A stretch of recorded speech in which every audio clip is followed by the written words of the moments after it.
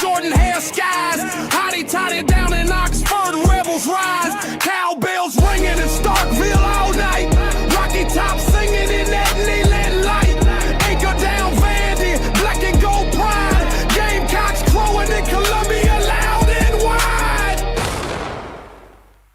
Saturday lights, y'all know the deal, SC pride, we keep it real from the swamp to the grove, let that crowd roll, it's water cooler talk, we talk that score.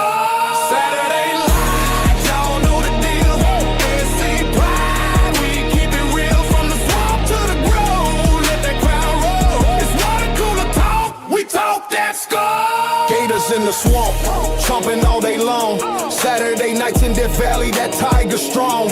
So we Razorbacks, crowd calling the hogs. Blue Ridge battle Wildcats, bringing the dogs. Show me Miss Zoe, black and gold fight. Boomer Sooner running on a Saturday night. Hook 'em horns, burnt orange in the sun. 12th man standing, Aggies get it done. Saturday lights, y'all know the deal. SC pride, we keep it real from the swamp to the grove. Let that crowd roll. It's water cooler talk, we talk that score. Saturday lights, y'all know the deal. SC pride, we keep it real from the swamp to the grove. Let that crowd roll. It's water cooler talk, we talk that score.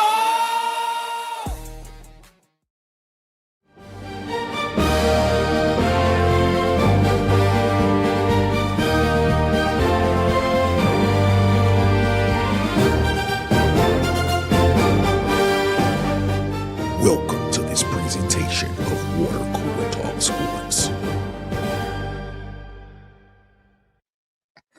Yes, ladies and gentlemen, welcome around the water cooler with your guy, Nick Frazier, man. We appreciate y'all so much, man, for rocking with us here tonight. My guy rocking with me tonight, man, it is the one and only Kid Country. Kid, what's going on with you, my guy? What's going on, Nick? Not much, What's going on, everybody, man? Not much, man. We appreciate y'all so much, man, for rocking with us here around the water cooler on this Monday. Second day of the week, technically. But first day of the work week, we'll put it like that, man. But we appreciate y'all so much, man. Before we get into this thing tonight, man, y'all do me a favor, man. Y'all know what we got to do. Y'all know what we got to do, man. Do me a favor. Let's make this happen, man. Make sure y'all go subscribe to these YouTube channels. Subscribe to I got Ted's at It's SEC Season. I got Tight Sports and Alabama Football Megacast. Auburn _ Addicts TV, man. I got Dustin over at the Uptempo Podcast. Be Sharp over at Sharpshooter Sports Talk, man. I got Vandy Chris over at the Golden Broom Podcast and the Anchor Down Live Podcast on Facebook. I got at Bubba and the Old man, Auburn Sports Talk, the legends themselves. I got at Kid Country on YouTube, and of course the Huggy Beard himself on YouTube and on Twitter. Also, man, make sure you go and follow us on our social medias, man. Follow us at CoolersPod23 on Twitter, at the Water Cooler Talk on Instagram and TikTok, and the Water Cooler Talk Podcast on Facebook. Also visit www.watercoolertalksports.com. Again, it's www.watercoolertalksports.com, man. We're in the process of expanding the website, just make it a little bit more efficient and a little bit more operational, man. So we'll be go check it out, man. It's still up. You can still read what's on there now, but nothing's new up there as of now. But you can go read some of the old articles and old writings that we have up there for us as well. Man, Kid, how you feeling tonight, my guy? How you feeling? Oh, man, I'm feeling great, man. Feeling good, feeling great, baby. That's what I'm talking about. Shout out to everybody that's rocking with us in the chat, man. Auburn Dad's in the chat rocking with us. What's up, my guy? Hope you feeling good, man. Mike McKinney in the chat. What up, Mike, man? Hope you feeling great, man. Hope you feeling great. P-Pass is in the chat. What's up, P-Pass, man? Appreciate you so much for rocking with us as well, man. Thank you so much. Thank you so much, everybody, for coming in and rocking with us. At the Huggy Beard is rocking with us as well. What's up, Huggy? What's going on, man? Hope you're feeling good, man. Hope everybody's rocking with you. Hope everybody's doing well. Hope everybody had the opportunity to go chill with their mothers. The mothers are still here. Hope you had the opportunity to have a good Mother's Day weekend this past weekend, man. But you know what? We back to this Auburn talk. We back to what we are doing in this series right here. We're taking a look at every single opponent on Auburn's schedule, and we're gonna basically kind of evaluate them and see exactly what Auburn is potentially going to be going up against. You know, that's what we want to do. And so tonight we are in game number 4, and we're going to be looking at the Vanderbilt Commodores. Not now, normally when we look at Vanderbilt, and be like, this should be a week where we should come out here and be able to just execute what we need to do, tune up for the next game. But the past 2 seasons, Auburn has been unsuccessful, I'll put it that way, against the Vanderbilt Commodores. And so we need to take a look at this team and see exactly what it is that we potentially could be up against when we see them on the 4th game of this year. So let's get into it, man. Vanderbilt. We want to take a look at it right here, man. Vanderbilt Commodores, game 4 for Auburn schedule. Let's take a look at it right here, man. Let's take a look at the series. When it comes to the Vanderbilt Commodores and what's been going on with them in Auburn. You look at the numbers right there. The series all time, Auburn leads it 22-21 with 1 tie.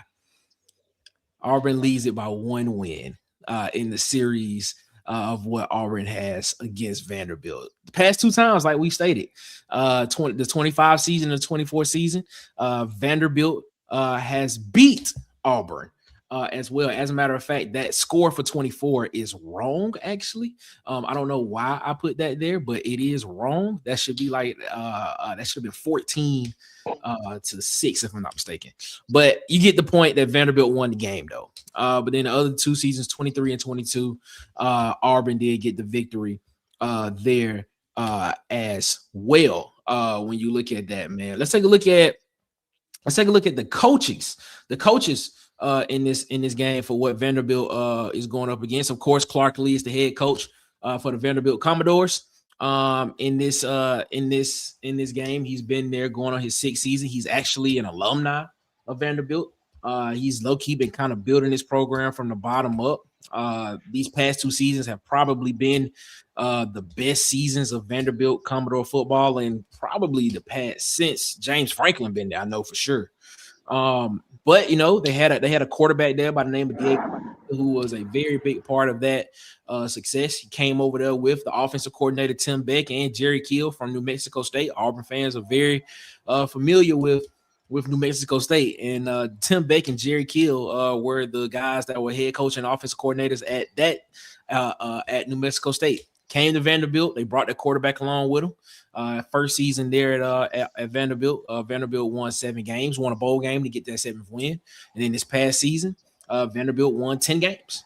One of their best seasons probably in Vanderbilt history. Well, let's just say in a long time for Vanderbilt. And then, of course, you look at the defensive coordinator, Steve Gregory, with Clark Lee having a lot of influence and a big hand in what that defense will look like this upcoming season as well. People don't know, I think for the first 3 seasons that he was there, first 3 to 4 seasons that he was the head coach at Vanderbilt, he was actually splitting roles between being the head coach and the defensive coordinator, but gave that up at the beginning of last year, if I'm not mistaken, when Steve Gregory came in and became the full-time solely defensive coordinator, but still has some input from Clark Lee. We know what Vanderbilt is. Vanderbilt is not a team that we can just look over anymore. You know, we talk about what this team is, about how teams build up and how they have their mantras and everything that they want in order to win football games and things of that nature. And it seems as if Clark Lee is building that foundation there in order to get Vanderbilt to a spot of where they can be consistent winners. But as I stated, a big piece of that offense won't be there this year. Coming around the cooler with us, ladies and gentlemen, it is your favorite insider, our favorite insider. It is Ant, the insider. Ant, what's going on, man? Appreciate you so much for rocking with us here, man. What's up? What up? What up? Chilling, chilling, chilling. Let's get this thing rocking and rolling, man. Vanderbilt, the Vanderbilt Hump. Like I said, the past 2 seasons, Auburn has not been able to get that game. Has not been able to win this game against Vanderbilt. Last year was a blowout. I mean, not a blowout, but it was a high scoring game. It looked as if Auburn had the opportunity to win. The year before that, defensive struggle inside Jordan-Hare Stadium. Start with Kid Country on this one, man. Your thoughts on this, man? Do you think Auburn can get this? Can Auburn get over this Vanderbilt hump this year? Can Alex Golesh be the guy to do it? Nick, out of all the games, this is one that I have circled on my schedule. Okay. Uh, Okay. for this reason, this is a must-win game for Auburn, being with what they got to deal with in October. Mm-hmm. Um, make no mistakes about it. I picked Auburn to win, beat Florida, but Auburn could very well be coming off a loss in the game as well. Mm. You know, I picked them to beat Florida, but you know, Florida could very well come into Auburn and win. So, with that being said, uh, I would love for us to start off 4-0 this season. But Mm-hmm. also, I got the Baylor game circled because I Mm-hmm. think that's a game that Auburn could lose. You know, I really do. Uh, that's why I say this Vanderbilt game for me is a must-win game, and uh, it's bad that we at the point to where we got to say Vanderbilt that must win, but that just kind of shows you where we at in the program. They're gonna Wow. be a well coached. They're gonna be a well coached team. Uh, you got some very smart guys at Vanderbilt. It's not gonna be an easy out, and even with Pavia gone, So Clark Lee is a hell of a coach. If I'm not mistaken, uh, Auburn spent the wheels on him to see what his entry level was. They So did. They that did. that speaks to the level of coaching that he got going on in Vanderbilt. So Mm-hmm. you know, Mm-hmm. before I get too far in the weeds, man, it's just a game that, man, I got my eyes on it because like I say, you could very well be coming off of a loss coming into this game, and what you Wow. don't want is a two-loss streak headed into October, and that's a recipe for disaster. I agree, man. And you heard what Kid Country said there, man. He said Clark Lee is a hell of a coach. Look at his coaching staff, man, and you see exactly what he's talking about, man. Like I said, Auburn has not beaten this team in 2 seasons. They have not beaten them in 2 seasons. When you look at this, does this game give you any type of pause to cause when it comes to it?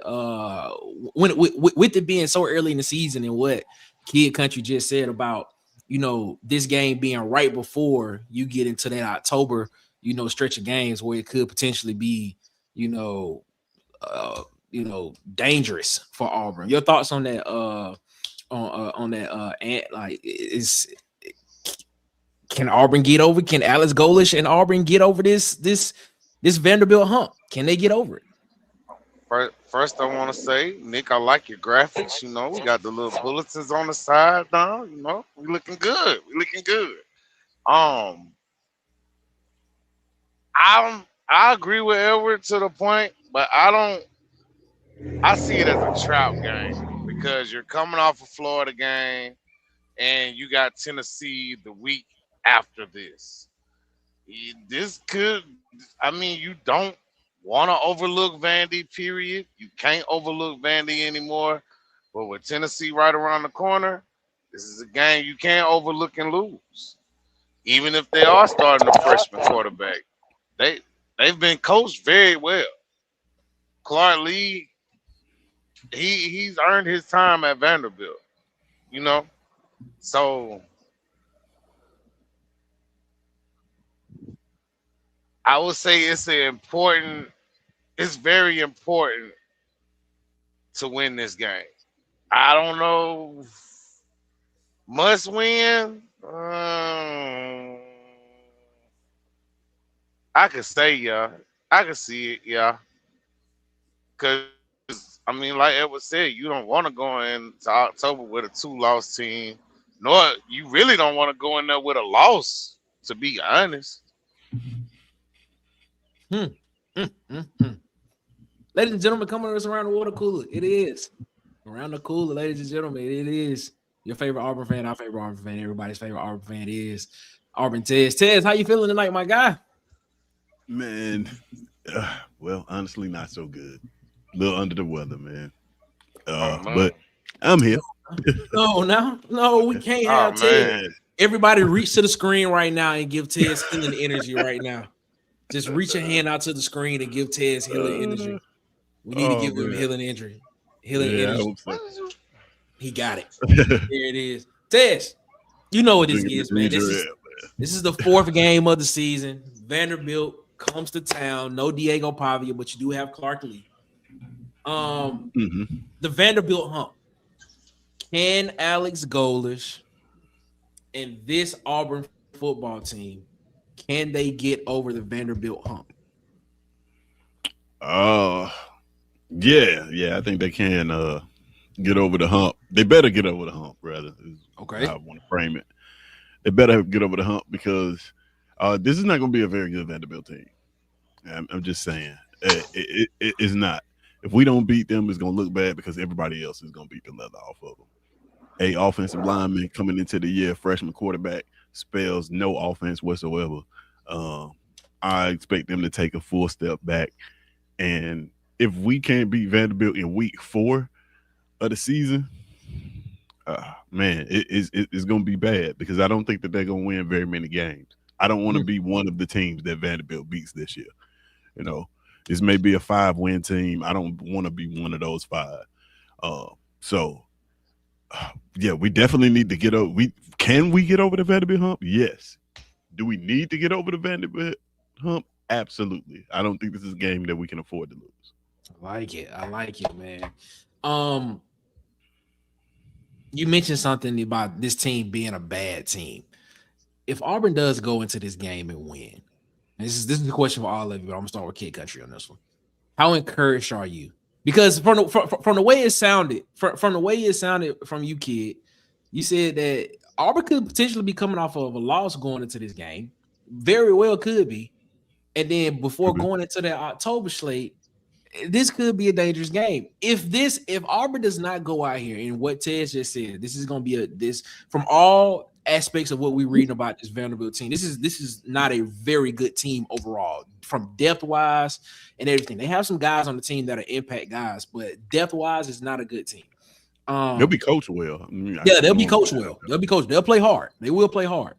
But if this game is close, right? If this game is, if it's not to the standard of where you are looking at this and saying this team, everybody's saying Auburn is. I think majority of people say Auburn is more talented than what this team is. But if this game is close in any way, and it is a 3-quarter, 4-quarter game, your thoughts, man? How are you feeling about this for the rest of the season? Like, are you still encouraged, or are you just saying, all right, this is just them still getting over, some of the early season type things, or where they can actually get into the point of, getting into the rocking and rolling of things, kind of like how Georgia is majority of the season, every year. I got to go back and stand on what I said a couple months ago on this show. I'm gonna take my wins any way they come this year. If I can beat Vanderbilt in a close game, oh well. All I'm looking at is the W. Let's go to work and get better for the next week. Am I gonna be down that we beat Vanderbilt in a close game? No, because I lost to Vanderbilt 2 weeks in a row, 2 years in a row. So I'm gonna take my win, however my win comes, and I'm gonna put the work in and get ready for Tennessee. I think beggar can't be choosers. We at this point we begging for wins. I can't look at how they come. You know what I mean? Because at the end of the day, a 1-point loss count just as much as a 40-point. 1-point win count just as much as a 40-point win. It's a win. And in the SEC, they ain't easy to come by. So I'm gonna take it however I can get it. But you know the semantics of it, you know, and you know the optics of it and things and how people are gonna be looking at it when they see it. They're gonna be like, "Oh man, this team was not a good team, and Auburn still only beat them by. And Auburn still somewhat struggled with them." If that's the narrative going into it, like but that happened. how much do you look at it and just be like, "Man, that's just But that happened. that's That just a happened team every year. trying to find their way." That happened every year with some great. You can have some great teams, but sometimes they struggle against teams that they ain't have no business struggling with. I mean, that's just football. You Mm, know, go to Alabama. Alabama and Golesh against Golesh. They didn't have no business being a close game, regardless of who was starting the quarterback for Alabama. that's a But good it point. was. That's a good You point. see what I'm saying? So you can't necessarily all the way look at it in that way. Oh man, we played Vanderbilt close and they suck. That must mean we suck. No, sometimes football is more about the matchup. Vanderbilt just might have been their defense might have been a tougher matchup because guess what? Vanderbilt very familiar with this offense because they play Tennessee every year. Mm-hmm. So they might be more no verse going against this offense, being that uh Clark Lee been seeing this offense ever since he been at the SEC going against Tennessee every year. So Mm. sometimes it's more about the matchup than just the actual team. I like that. I like that thought. I like that thought. We're gonna take a break right here, ladies and gentlemen. Man, we'll be right back. After we hear a word from the people that help us out on this channel. We'll be right back after this. You want a solution to protect your family in a moment of crisis. Freddie Metro provides those solutions to protect your family and build real wealth. Serving Alabama and Georgia with trusted advice you can count on. Call him today at 678-870-4001. Freddie Metro, protecting families, building legacies. SEC football fans, this is your channel. Every Tuesday, it's time for SEC Season Live, the most interactive SEC football experience on the planet. Live chat voting, hot takes, weekly rankings, real debate, and you help drive the conversation live on air. Then, every Thursday, hit the reset button with Lunch Breaks, your lunch break destination for real SEC football talk. Reactions, storylines, and unfiltered opinions from across the conference. If it matters in the SEC, it matters here. Subscribe now to @It's SEC Season, and don't just watch the conversation, be a part of the show. Yes, sir, man. We appreciate y'all so much, man. Make sure y'all go check out our guy Freddie Metro, man. You want to protect your family in a moment of crisis, man. Please go check him out, man. He has some great instruments and some great opportunities for you and your family to make sure that you can protect your family and build some wealth. You can call him at 678-870-4001 or email him at freddiemetro freddiemetro@gmail.com, man. Also, man, I got Tez, man, at It's SEC Season, man, the most interactive SEC channel on YouTube right now, man. Make sure you go check him out Tuesday, 6:30 p.m. Central for SEC Live, where we doing rankings right now. Tomorrow we'll be there. We'll be doing week 8 of rankings for SEC week. And then, of course, on Thursdays, man, lunch breaks, man. You can sit down with them on your lunch breaks, 10:30 Central Time, man. Go check him out on lunch breaks over on at It's SEC's YouTube channel as well. Let's get back into this show, man. Impact players. Got a couple of them on this on this team for Vanderbilt. One that we see right here is Jordan-Hare. Jordan-Hare is number 1 receiver for Vanderbilt last year. Very dynamic, explosive type guy. Had a knee injury a couple of seasons back. Last season, he 54 receptions, 784 yards, 7 touchdowns. Is what he did. Once he get the ball in his hand, he can make people miss. He can do a lot of things once he has the ball in his hands. He's very dynamic with the ball in his hands. You get to the running back room. You go to Cedric Alexander on the running back side, man. He had 105 carries, 500 plus yards, 11 touchdowns last year. That 500-yard number was kind of, suppressed a little bit because you had a guy back there in the backfield named Diego Pavia that also ran the ball some as well too. And he also got better at throwing the ball last year as well down the field for Vanderbilt. So you look at these guys, he's coming back as well. And then when you get to the defense side of the ball, Martell Height a guy that I think potentially could be one of those, you know, preseason type guys that we're talking about, all SEC type guy in the conference this upcoming season. He's actually a three-way player. You know, he plays cornerback, he can play wide receiver, and he returns punts as well, man. So, you know, he's been likened, you know, to Travis Hunter. I'm not saying he's Travis Hunter talent, but you know what he can do on the football field and what his skill set allows. He's been likened to that. I mean, when we look at these guys, right? Do any of these three guys or anybody else that you can think of on this roster that you research yourself, do you think that they pose a big threat to what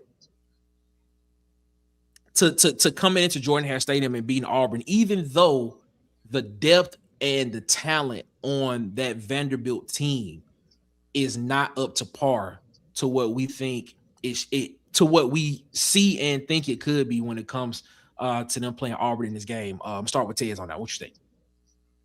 For sure, man. Specifically, probably Martell Height. That's a kid that, you know, like you said, they've likened him to Travis Hunter. He's not Travis Hunter, but on the defensive end, he does pose a threat to make plays in his offense. I think I heard Edward say earlier that they play Tennessee every year, so they've seen this offense quite a bit. A guy like that on the defensive end can pose some problems for us, because I think that's the biggest question mark for us for every single game that we go in is, what does the offense do? Everybody's kind of confident in the defense, right? Mm-hmm. But offensively, you know, we're still waiting to see the rubber meet the road, so to speak. So a guy like that can pose a threat to us. He's going to be one of the players I'm looking out for from them defensively. And man, you got to look at that running game too. The thing about Vanderbilt is I'm interested in see how they get these guys to football, because as you mentioned, no Diego Pavia, right? So Diego Pavia is not there. Do they change what they want to do offensively, or do they stick to the script and just kind of plug Jared Curtis in that Pavia role and say, hey, do these same things that he was doing? This is what we expect of you. I don't know. You know what I'm saying? I don't know that as of yet. So we'll see. So that you know, that'll tell me whether the guys on the offensive end is Junior Sherrill, whether they pose a big threat. I mean, they're extreme talents. Like you said, Junior Sherrill with the ball in his hand is 60, 70 yards down the sideline if you don't tackle him. So those. The only reason I didn't name Junior Sherrill is because I'm confident in the defense specifically, but then at the same time, what do we have on the outside of that defense? We've got two new players that's going to be playing there, Andre Jordan and, you know, whoever we put at the other corner, which, you know, a lot of us think is going to be pleasant, may not be pleasant, you know, we don't know that yet. We know that Andre Jordan is going to take one of those cornerback spots, and I like what I see from Andre Jordan. You know, saw him do it at the highest level against Ohio State. Held Jeremiah Smith to 40 yards. So he's done it against elite receiving talent. It's just that he hadn't done it on the plane. So we want to see that. But to answer your question, of those players that you mentioned, I'm looking at Martell Height as the one that can, you know, spoil our milk, so to speak. You mentioned Junior Sherrill, man. Kid Country, man. Are you concerned that this kid can potentially do some damage against Auburn's cornerbacks? Because my concern about Auburn's defense is not the front seven or the back end part of the secondary, or talk about the safeties, but it's really those corner positions is where I'm looking at. Just want to see what they do in this environment. Because a kid like Junior Sherrill, if he does get open and he gets the ball in his hands, this opportunity we could be striking up the band, and it could be 6 days, because he is dynamic with the football. Are you concerned about him? My concern meter with him would, I would say, be a 6 on a scale of 10. Okay. I think he might be the best receiver that we will be the face up until that point. You know, uh, I would have more fear in him than I would anybody from Florida receiving corps Ooh, right now. don't say that too loud because all they was in the chat. They was in the Boy, comments after that Florida. You Hey, know, after the Friday show, Florida fans was in the comments on us Hot saying we take. don't yeah. know nothing about that.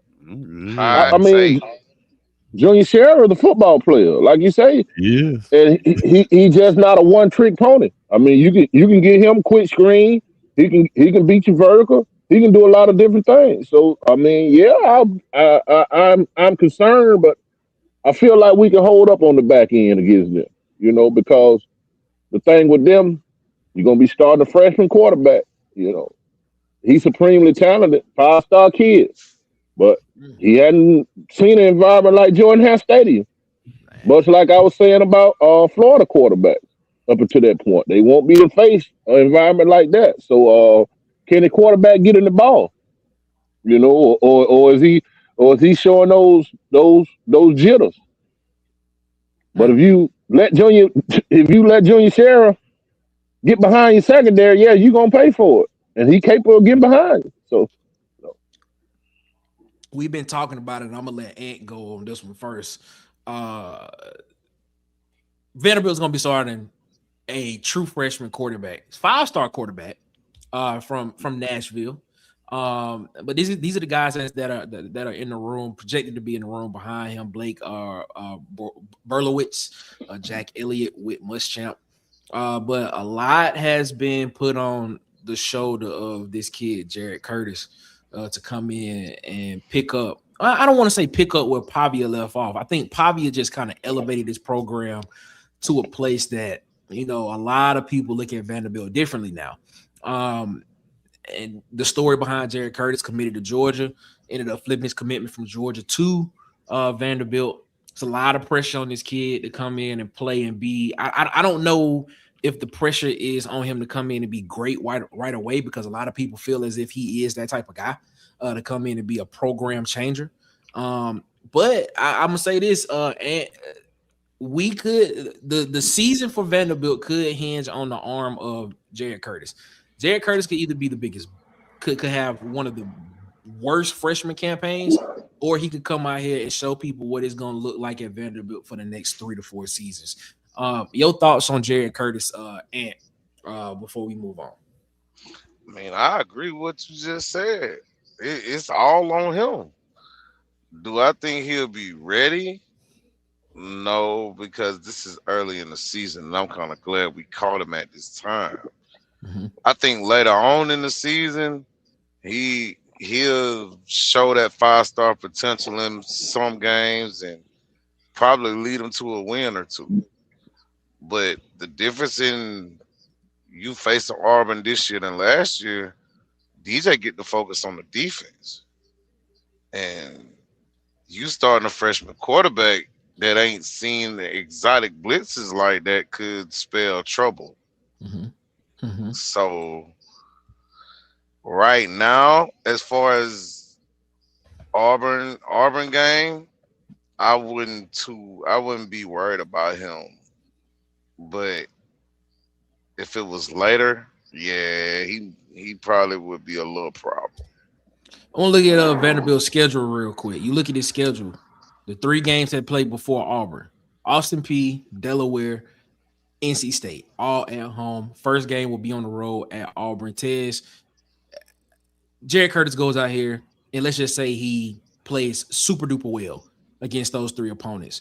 Do you think that confidence transfers to this game inside Jordan-Hare Stadium? His first road SEC game, and he does better than what a lot of people are expecting him to do. Oh, for sure. For sure. The thing about that, I'm glad you brought that up, because although he's a true freshman quarterback, right? Uh, he will be having essentially 3 tune-up games coming into Jordan-Hare, right? Mm-hmm. I wouldn't call it tune-up because NC State, they can beat them. Yeah. But there'll be 3 lesser competition games that he gets to play before he comes into Jordan-Hare. Now, I get it. We keep saying true freshman quarterback, true freshman quarterback, true freshman quarterback.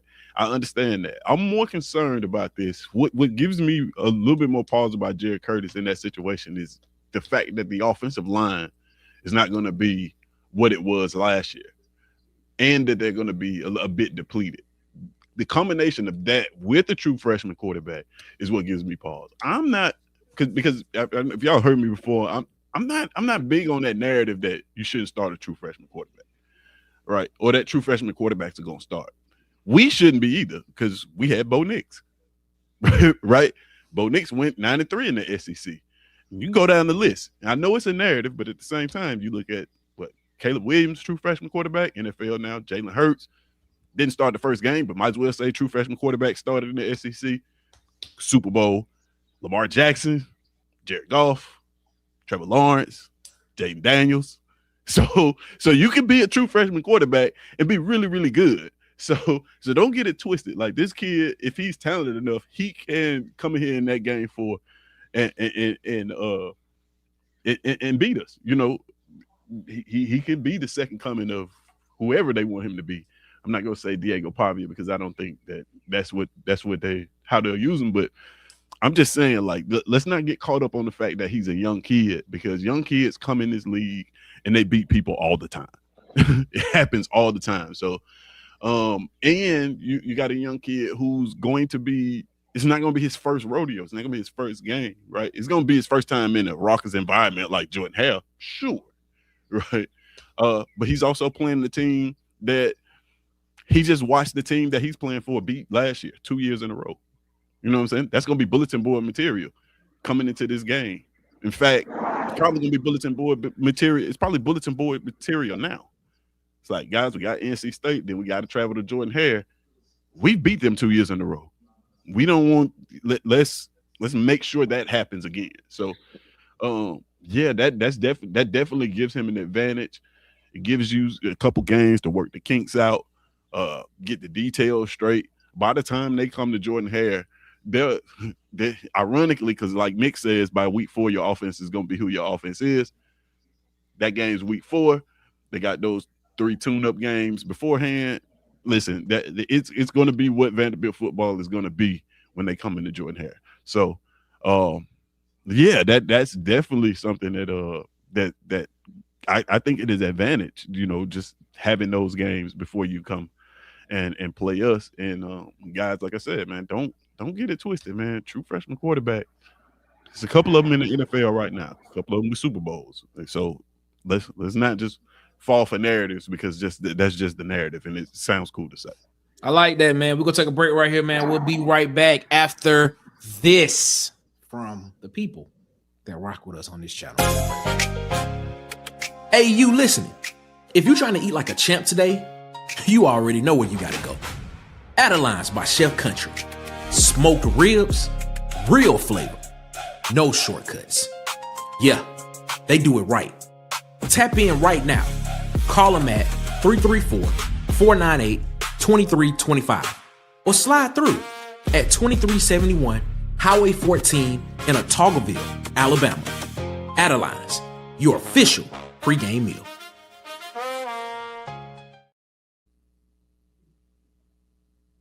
Do you drink energy drinks and then a few hours later feel sluggish? Don't worry, I got the solution for you. Try Dubby. Dubby is a jitterless energy drink mix designed for better focus, clean energy, and no sugar crashes later. Whether you are working, watching Water Cooler Talk Sports Network, or locked in on game day, Dubby helps keep you going. Visit the link on your screen right now and take advantage of the discount and level up your energy with Dubby. Yeah, man. Appreciate everybody for rocking with us, man. Shout out to everybody that rock with us on the channel. Edward, tell them where they can find you at, man. Tell them about yourself, man. Man, hey, you can find me at 2371, man, Highway 14, Otagoville, Alabama. Come on down to Adeline by Chef Country. Well, we do it right, man. As you can see, that's my signature ribs right there on that grill. But, hey, we got a lot more to offer, man. Every Wednesday, Soul Food Day. Fridays, you know, we do the barbecue and the catfish and all different type of things. But come check me out. Yes, sir. Make sure y'all make y'all way down there, man. We'll be there October 17th, 2026 for the Auburn versus Georgia game. We'll be going live from there. So, man, details about that be coming soon. So check that out there. Also, man, shout out to Dubby, man, for allowing us to partner with them, man. Got an affiliate link with them, man. Dubby is a clean energy drink. It leaves you jitterless. It is sugar-free. So, man, check them out. You want to check them out, man. You see that link at the bottom of the graphic right there. You can type that link in, or you can go to the description of this show, and the link is in the description of this show. You hit that link, you'll get 10% off your purchase with Dubby, man. So check out Dubby, man. A lot of people drink a lot of energy drinks. So just get one that's clean. Doesn't have a lot of sugar in it. You won't feel sluggish and you won't crash later on after drinking it, man. So check out Dubby, hit that link and get 10% off using Water Cooler Talk link right there, man. Let's get into this thing. Let's keep it rocking and rolling, man. We thank y'all so much, man, for continuing to rock with us, man. Let's talk about defense. Let's talk about the defensive side of the football, man. And I don't want to go into the defense as a whole, but I want to go into what they lost on the defensive side, because last year Vanderbilt had a pretty good defense for majority of the season. Well, let's not above average defense for majority of the season. But they lost some very, very key parts on their defense that helped them, be able to stay, in some games last season, man. I'm gonna put this up real quick, man. You look at what the production that they lost on the defensive side of the ball, man. Miles Capers, defensive end, 40 tackles, 9.5 tackles for loss, 4.5 sacks. Sandor, I can't say his first name, so please forgive me. 30 tackles, 8.5 tackles for loss, 3.5 sacks. Langston Patterson, 60 tackles, man.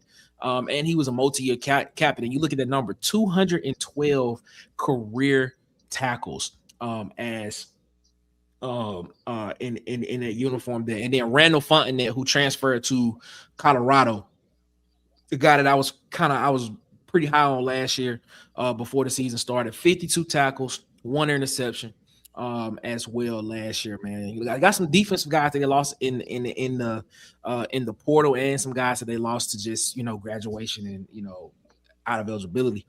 When you look at this Vanderbilt defense, you look at Steve Gregory, you look at Clark Lee, who's the head coach, who's a defensive guy. When you look at those two guys, and then you look at Alex Golesh, you look at Jordan Gordon, you look at Byron Brown, Keyshawn Singleton, Jeremiah Koger, Jeremiah Cobb. You look at this, and this is the question I'm gonna ask every show when it comes to their defense versus our offense, because the question that always comes down to with Auburn is, will the offense do what it needs to do in order to win football games? And it took until the firing of the previous head coach and this Vanderbilt game last year to see this offense kind of open up. So I asked the question, will we see that this year early on in the season, now that this game is game 4 of the season? I'm going to start with you on that one, Ant. What's your thoughts on that? I expect a big game from probably I'll probably say the running game will be showcased. I think that for what they lost on defense, they didn't get enough in the portal. Mm-hmm. And to be honest, last year we put up 500 plus yards against them. Mm-hmm. And this is an offense that is familiar with each other. And like you said, Nick, by game 4, your offense is your offense. I'll say the team. My saying is, well, the team. 5, whatever your team is by that time is what your team gonna be for the rest of the season. Yeah, well, by the end, we should be good enough on the O-line that we can be 500 yards a game type team. So I think the offense will put up some big numbers. Tell us your thoughts on that, man. Like, when you look at this offense versus their defense, I asked the question, which one are you favoring? And does Auburn's offense have enough to be able to get up early on this defense and close it early? Basically, make this a non-issue early on. Um, I guess if you look at it on paper, we do. Yeah, absolutely. But they brought in some transfers too. You know, they got it the defensive end from Iowa, I think. I forget his name. They did. Uh, bring him in. Couple more pieces in the secondary. The thing about Vanderbilt, defense. One of the things that Vanderbilt does very very well is play complementary football. Their defense, and it's partially because of Clark Lee. It's just a smart team overall. They really do a good job of doing what they're asked to do, and that's on both sides of the football, and not deviating from that.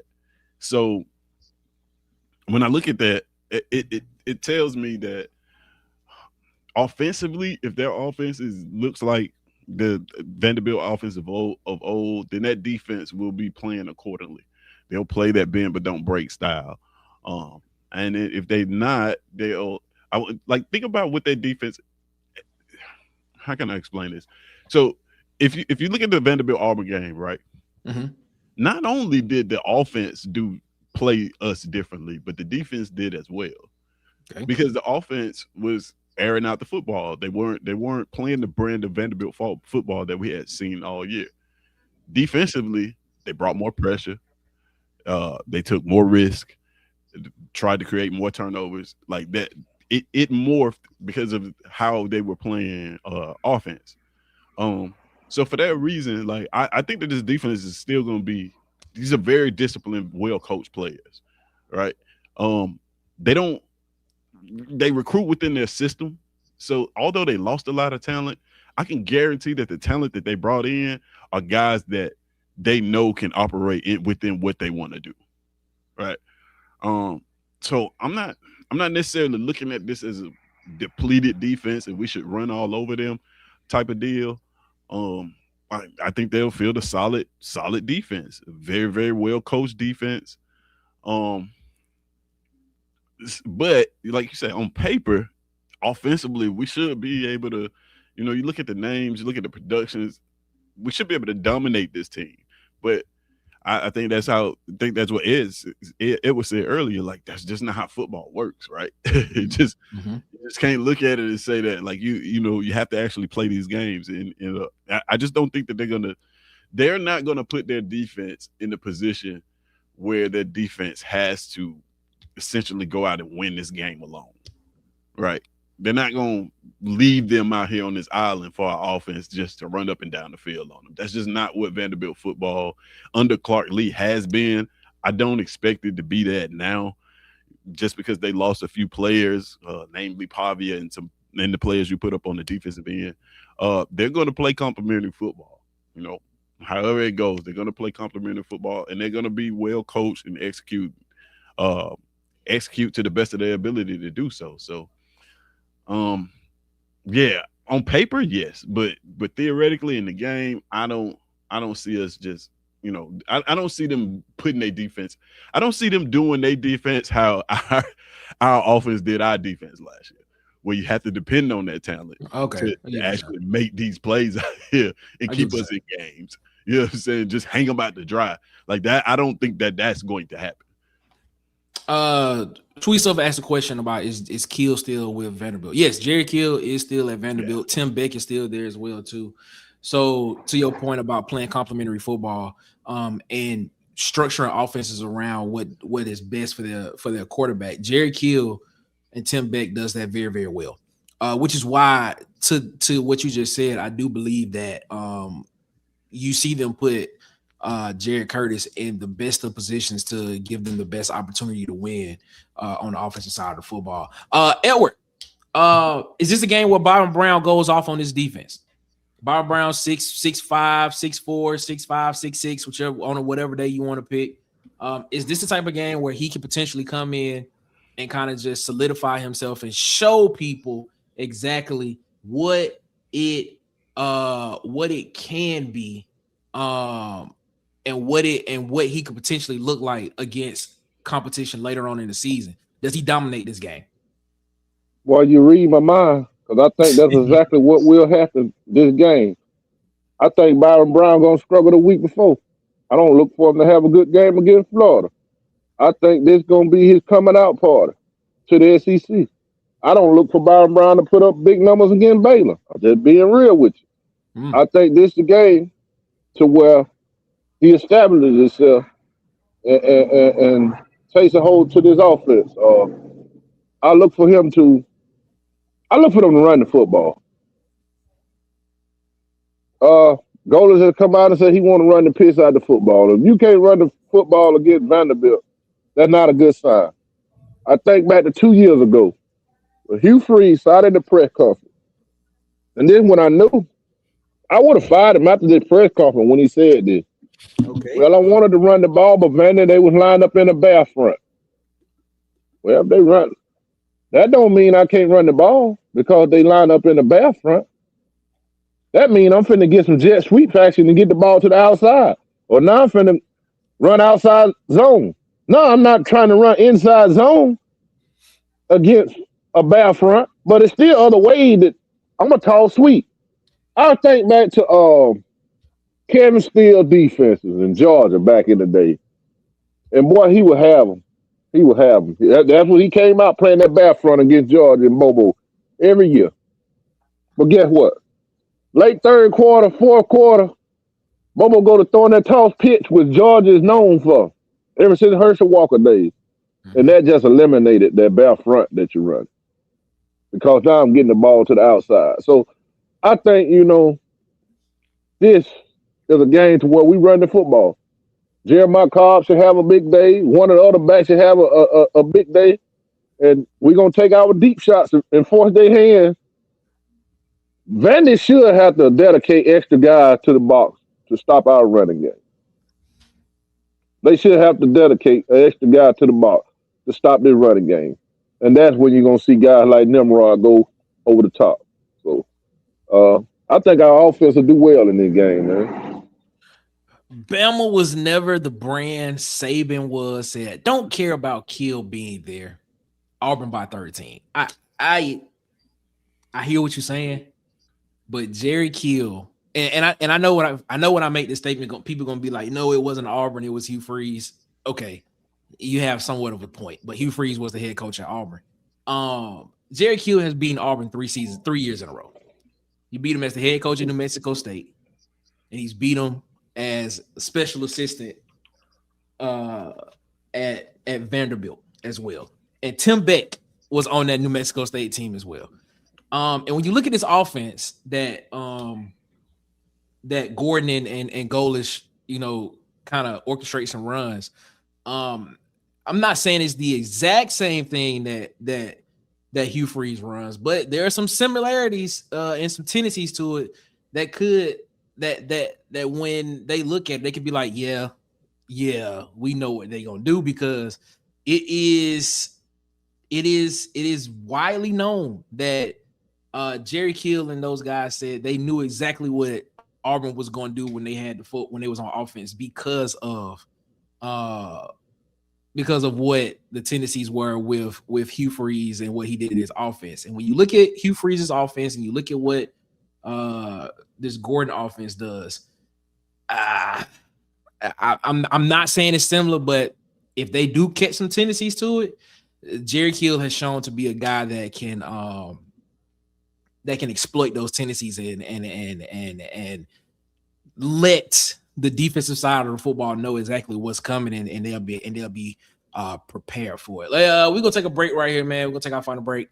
We're gonna come back. When we come back, we're gonna look at some. We're gonna look at some checks, because some of them just came in, and then we're gonna pick some score predictions for this game when we come back. We'll be right back right after this. Everybody wants to look like a star when they step out, including you. That's why Hollywood Media got you covered. From clean portraits, corporate events, and even athletic events, they capture it all. These ain't just pictures. This is your moment. Follow now on TikTok, Instagram, and YouTube at Hollywood_media. And follow on Facebook at Hollywood Media with 2 A's. Hollywood Media. Feel like the star you are. Yeah, man. Shout out to our guy DJ, man. Day one supporter of Water Cooler Talk Sports, man. You want to feel like a star? Follow him on TikTok, Instagram, and YouTube at Hollywood_media. That's Hollywood with an EY. Then, of course, follow him on Facebook at Hollywood Media with 2 A's, man. That's my quarterback. I disclose it all the time, man. So shout out to my guy DJ. Go check him out, man. For all of your portrait photography needs, if you want to get that taken care of for you and your family, and you want to feel like the star that you are. Also, man, programming note, just so you know, starting June 29th, this show around the cooler, this show will move to only Mondays and Wednesdays.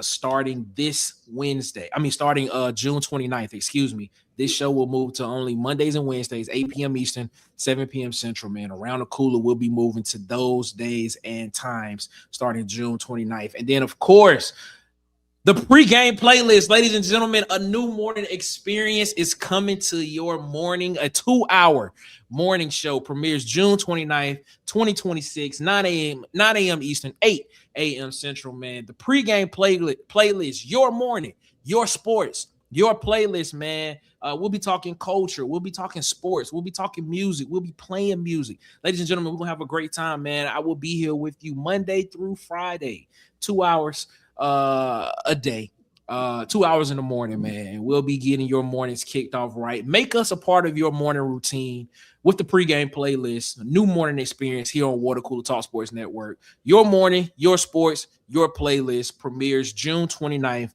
2026, 9 a.m. Eastern, 8 a.m. Central Standard Time, man. We appreciate y'all so much, man, for rocking with it, man. The pregame playlist will be in your ear, so press play.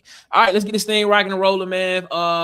Man, this has been a good show. Let's take a look at some of the comments that came through while we were talking earlier, man. Alan Brooks, he said it's crazy. People still thinking about Byron Brown's throwing motion in earlier chats. Absolutely laughable.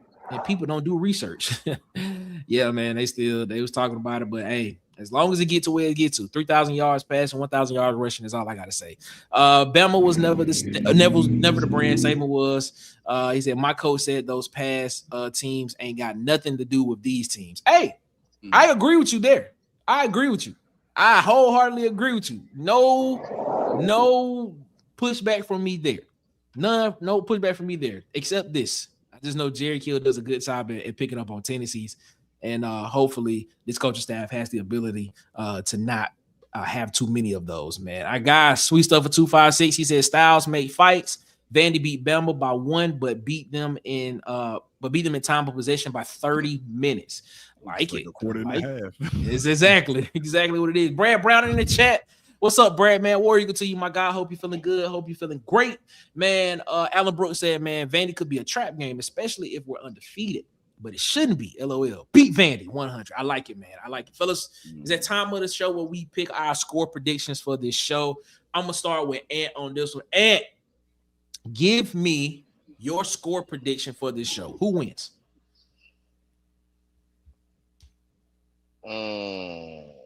Wow, Ant. Wow. I don't know how I want to do this. 42-17 Auburn. And with the blowout 42-17 Auburn. Kid Country, what you got? I'm going Auburn. I'm going Auburn 31-13, man. 31-13 Auburn from Kid Country. Tez, what you got? Oh man.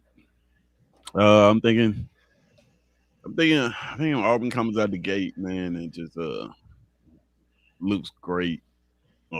Big lead at halftime. Let's see. And second half doesn't look so great.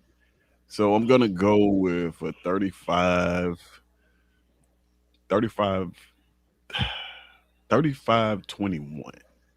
Auburn.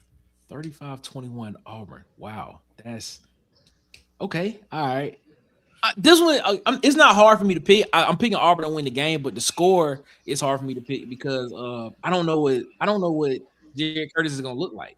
I don't know if Jared Curtis is really gonna Right. be Yeah. he will be. You know what I'm saying? A lot of people are saying he is, but a true freshman starting in his first game on the road in the SEC, it's tough, man. That's tough. But I think Auburn puts up north of 35, somewhere between 35 and 42. So I'm gonna say 38. I got Auburn 38, Vanderbilt 20 is where I'm gonna go. Auburn That's about the same 38, as me. Vanderbilt 20. That ain't too far from mine. So that's how I'm gonna rock with it. But we do reserve the right to change these before the season starts, just so people know, man. Mike McKinney said, man, Auburn 38-14. Tim the Toolman Taylor said Auburn 31-21. The Fighting Byron Browns wins. I can see that. Gregory McCart, what's up, my guy? He said 28-17. Auburn is in there. I like that. Shout out to our guy at King Richard, man. Shout out to you, man. Appreciate you so much, man, for rocking with us here as well, man. Fellas, man, this has been a great one, man. We appreciate. Oh, my bad. King Richard come in with his prediction. 34-27. That's a close game, King Richard. That's a close game. But if that happens, it's gonna be a great show Monday. Man, who you telling, bro? Who you telling? P-Pass comes in. He says Auburn 37, Vandy 17, man. Okay. I like it, man. Shout out to everybody for rocking with us and giving us their predictions in the chat, man. We appreciate y'all so much, man. For continuing to rock with us here around the water cooler, man. This has been a great show, man. Before we get out of here, as always, man, make sure that y'all subscribe to these YouTube channels. I got Ted's at his SEC season, Tight Sports and Alabama Football Megacast, man. Auburn Addicts TV, what I got DC Wolf at the Uptempo. At the Uptempo Podcast, what I got Dustin. Be sharp over at Sharpshooter Sports Talk, man. I got Vandy Chris over at the Go to Bloom Podcast and the Anchor Live Podcast. The resident Vanderbilt fan he is, man. The legend himself, Bubba and the Old Man, Auburn Sports Talk, man. At Kid Country on YouTube. And, of course, at the Huggy Beard himself on YouTube and on Twitter. Also, follow us at the Coolest Pod 23, at Coolest Pod 23 on Twitter. And the Water Cooler Talk on Instagram and TikTok. The Water Cooler Talk Podcast on Facebook. And, of course, our website, www.watercoolertalksports.com, man. We appreciate y'all so much, man, for rocking with us as always here around the Water Cooler, man. Thank y'all so much for continuing to give us a little bit of your time, man. It's always greatly appreciated, man. We always appreciate y'all so much, man. We got some more picks coming in. Alan Brooks said 27-17 Auburn. He got it, man. P-Pass said it's going to be one pick six in that game, so the defense scores a touchdown as well, man. We appreciate that. Chris Macon, excuse me. He says he's going 42-10 Auburn. I like that. Whoa. I like that. Okay, I like that, man. We appreciate that. And King Richard, man, I want y'all to do what King Richard said, man. Hit that like button on your way out and share this video as well, man. Shout out to our guy, King Richard, man. And what you got to say to people before we get up out of here, my guy? For this game here, the matchup will be Durkin versus Beck and Keel. Okay. Remember, Durkin was the head coach this game, and he said he didn't get the focus on the defense. That's why there wasn't too many adjustments. Mm-hmm. So I expect Durkin to come out with a fire in this game. Okay. All right. Tez, what you got to say to people before we get up out of here, my guy? Oh man, always a pleasure, man. Enjoyed y'all in the chat. Tune in to, you can find me tomorrow. You know what I mean? Tomorrow we're gonna be doing week 8, as Nick alluded to earlier. And yeah, we're gonna have a great show, man. So I appreciate you guys for having me, man. Like I said, I'm a bit under the weather, man. I'm about to go lay down. Man, everybody just reach your hands out towards the screen and just give Ted healing energy right now. Put your hands on them. I don't know about that. No, you don't want everybody touching you or trying to give you their end. That's a good point. That's a good point. I never thought about that. Kid Country, what you gotta say to people before we get up out of here, man? Well, I hate to say this, but I picked Auburn to win Vanderbilt. I picked Auburn to be beating Florida. I had a right to reserve. change my pick. You do. I think Vanderbilt will be Alex Golesh's first SEC win. I think Auburn loses to Florida. Okay, so we Okay. going back a week. So Kid Country has I'm changed. changing my pick. I'm changing my pick to Florida upset Auburn in Jordan-Hare, and Auburn bouncing back and find a way to beat Vanderbilt and go on the next week. I'm gonna give you beat Tennessee the next week, but we're gonna stop right there. But I think Jared Curtis, man. I know when it's be game 4, but here's what I want to remind people: you look at those first 4 games they're gonna be played. He ain't gonna be the type of athlete that he gonna be looking at on his Auburn defense. He ain't gonna be nothing like a Fagans or Winters or Atkins at line. He ain't gonna be none of that in them first 4 games. And I know freshmen are capable, like Ted say, but I think this is a game to where he makes some costly mistakes. And, but I'm changing my pick from last week to Florida. Florida by 1. Close game. But About 1. yeah, close 21-20. I'm changing my pick. Okay. There it is, ladies and gentlemen. Like I said, this is the cooler. We around the cooler, and that's what we do, man. We appreciate y'all so much, man, for rocking with us here around the cooler, man. As always, Water Cooler Talk Sports Network, man. We trying to get better and bigger and better. So we thank y'all so much, man, for continuing to rock with us, man. We about to get up out of here, man. As always, man, you all have a good one. Better yet, y'all have a great one. Y'all be blessed. Y'all please be blessed, man. Make sure y'all give the man upstairs above his, because he deserves all the praise and all the glory, man. In these times and in these days, stay prayed up. In these times and days, ladies and gentlemen, man, we appreciate y'all so much. We'll be back Wednesday, 8 p.m. Eastern, 7 p.m. Central. We'll be back around the water cooler, ladies and gentlemen. Make sure that y'all keep Marcus in your prayers. Make sure y'all keep Marcus, and make sure that y'all keep Travail in your prayers, man, for their family. Got some things going on there, man. So make sure that y'all keep them. Just say a little prayer out for them when you say your prayers at night, man. So we appreciate that so much, man. We'll be back Wednesday, 8 p.m. Eastern, 7 p.m. Central, back around the water cooler. Until then, you all have a good one. Better yet, y'all have a great one, man. Y'all be blessed. In the words of Martin wrote those words on the wall. He wrote those 2 words as the last time he walked out of the apartment.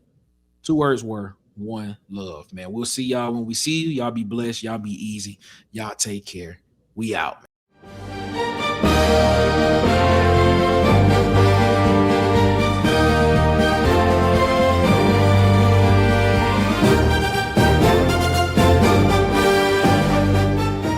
This has been a presentation of Water Cooler Talk Sports.